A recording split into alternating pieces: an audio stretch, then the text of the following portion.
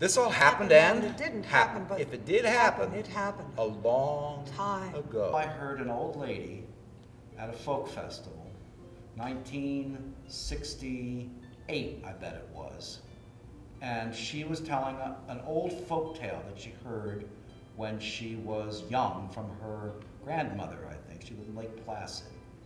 And it was phenomenal. It was everything I hoped it would be, and nobody was doing that. And you know, pretty much nobody still is doing that.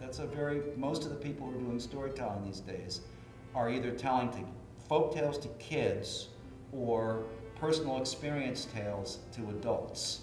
And that was never the direction I was interested in.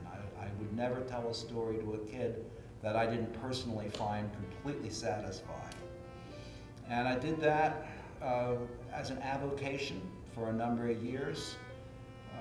I would say 10 years. I used it a little bit in some of the jobs that I was doing, teaching and that kind of thing.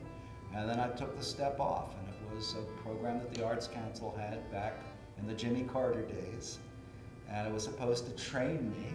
And at the end of that year of being on that, I was full-time, working in schools and folk festivals and community celebrations and things like that. Of course, everybody volunteered. The king chose the one he liked least. All the other soldiers envied this man. But only until the in next the morning. morning, when they came into the chapel, they found their comrade dead. And I always liked folk tales. When I was very young, 4 or so, my mother would read folk tales to me. And then there was a program on the radio every Saturday that had folk tales. And I wouldn't miss it. And it was like the best thing around. They went on deep into the darkness, deep into the night, into a thick wilderness of a place where she could just make out a tangle of vines, all covered with white roses. I didn't start telling stories until I had an offer from Shelburne Museum to start telling stories from the viewpoint of an 1850s peddler. And I did that for years for them and also for the Vermont Humanities. Oh my, she was in a fine place with big, thick rugs on the floors, marble fireplaces, bowls on all the tables full of fruit and nuts. And the bear said, "This house and everything in it belongs to you." I met Leanne, and she was writing a novel at the time that had a storyteller in it. And we met at actually an Arts Council event. It was one of those things when you had to show up for these Arts Council events. You probably remember those. And we impressed each other with what we did. And she came and saw me. And he was wearing a tuxedo. No. Eventually, yeah, I think that... No, I first came when this time. He told us some stories on the street, and I just really, I liked the way he told, and of course I liked him. He's very charming. I can either be a man of the night and sleep alongside of you and be a bear of the day, or I could be a bear of the night, sleep underneath the bed, be a man of the day. Which one would you rather have? We put off performing together until we were sure that it wouldn't put a strain on the relationship, because we liked what was going on in the relationship so well, we didn't want to mess it up. It was all very strange. The thing that we do together is something else again. It's not really traditional. There are traditions like it, but not in the language that we use, not in English as far as I can make out. And it's really hard to describe, but what we try to do is, you know, we play music. She plays the harp, I play the concertina. We didn't do that when we first got together, but the music sounded so much better when we were playing together than it had separate. We were both pretty good separate, but when you put it together, it did shoot ahead a whole other notch. And she was telling stories in that job she just described about being a barefoot peddler. And I was telling stories the way I always had for years and years and years. And we started doing shows together, because I'd always had music in my shows. where I would do a story and we would play music together, and then she would tell a story and then we would play music together.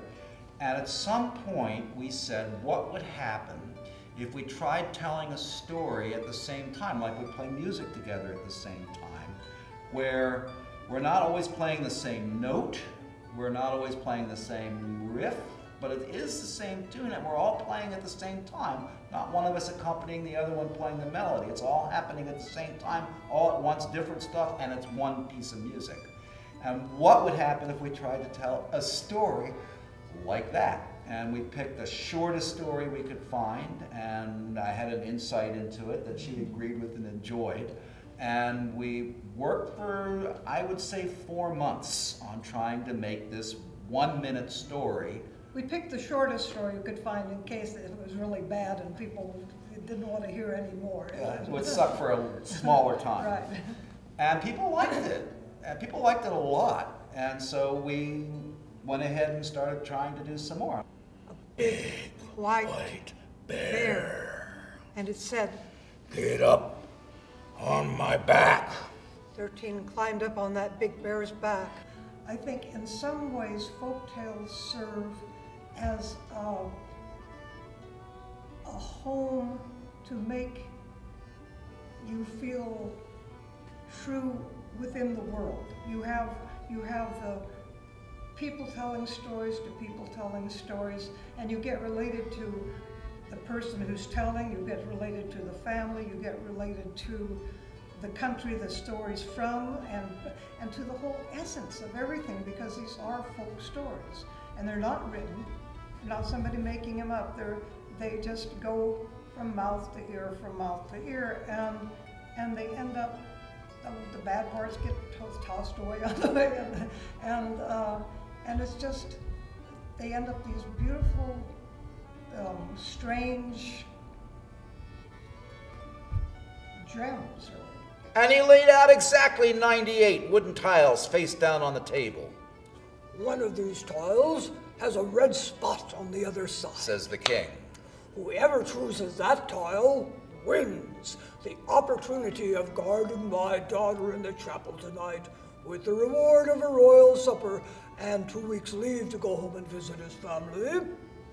Or," says the king, "off with his head." But you can't do it word for word, those old stories. Those aren't the words those people use. They've been translated through several languages, and in the first place they were translated into writing, which is a whole other thing, and a lot of stuff dropped out, a lot of stuff put in. So you have to try to pull the original out, and the original's made every time. Every time somebody tells an old story, if it's right, they have to tell it. And off they went, out into the darkness. 13 was crying so hard her nose began bleeding, and 3 drops of blood fell onto the bear's white back. And we change it continually as we're working on it, maybe over 1 or 2 years, you know, just things will change. Still crying, so hard she stumbled, she went down the path to the gate. And there, through her tears, she saw. There are several ideal performance situations, actually. We love doing schools, but it's always ideal if the students are up close and we don't have to shout to the back of the, we've done big auditoriums, but ideally it's a closer kind of situation, just because you can hear the mouth to ear. The soldiers all went up and each one took a tile. And the one left holding the red spot was a gypsy.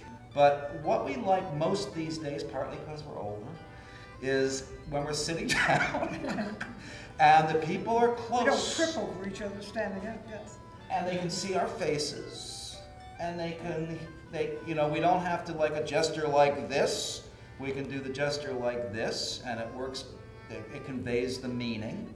And we're just talking because we give the illusion. I mean, this is conversation, but when we're doing performance, it's the illusion of conversation, but it's a very crafted piece. And if you're jumping around or if you're doing it that's So I like it intimate. That's the best. Now, this poor man had been serving in the army, A long time! fighting in the King's Wars wherever they sent him. Almost due to go home.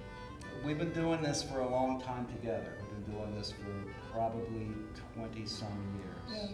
Leanne and I have been together for almost 30 years. 7 years before, the king's recruiting officers had surrounded this man in his village square.